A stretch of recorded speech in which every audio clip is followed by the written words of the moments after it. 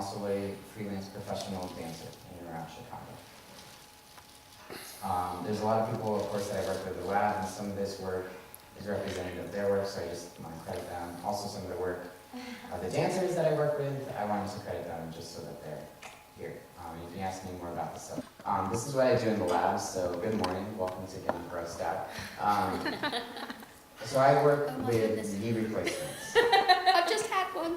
Oh, you did? Yes. And it's great. And I love being a biomedical engineer because a lot of people know someone, or they have themselves a knee replacement, or a hip replacement, or some other type of joint replacement. So it's a very satisfying career.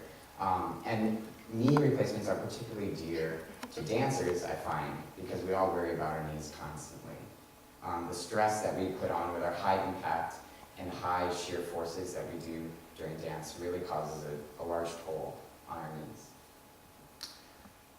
Particularly what I do is I look at motion analysis in the lab. Luckily, at this conference, a lot of people seem to be pretty familiar with this, so we use dots on the skin in order to track the motion of the knee, and we're looking at kinematics and kinetics in all 6 degrees of freedom there. This is what it would look like in an actual setup. And the cabling is because they're actually recording EMG signals as well. This is what we get out of it. We just get a point cloud of someone moving, but you can obviously recognize someone is walking there just by the abstracted points in space from a person's skin. So what we're able to do out of that is reconstruct computer skeletal models in order to look at different modes of walking. And so we can assess how the knee is functioning and how any other joint is functioning in the lower limb doing this. The arrow that you see up is the ground reaction force, which we use to calculate moments about the knee.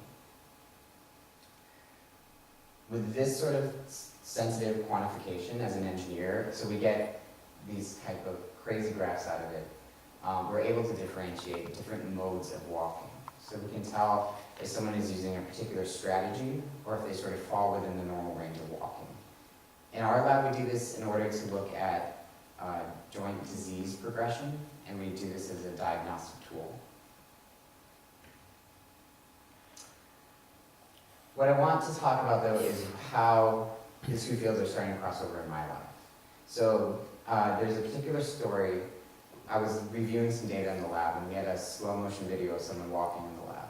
As they were extending their knee when they were walking, I saw a jolt in their quadriceps. As dancers, do you guys kind of know what that is? What was happening is they were hyperextending their knee, and I said as much when I saw it. So their quadricep is overcompensating for working beyond 0 degrees flexion of the knee. So instead of being able to work through the bones, as we talked about, their quadriceps had to stabilize the knee as they went beyond into hyperextension. And sure enough, the graphs showed that they went beyond 0 degrees. So I thought this was a really interesting way that dance was starting to inform my professional life as far as a biomechanical engineer.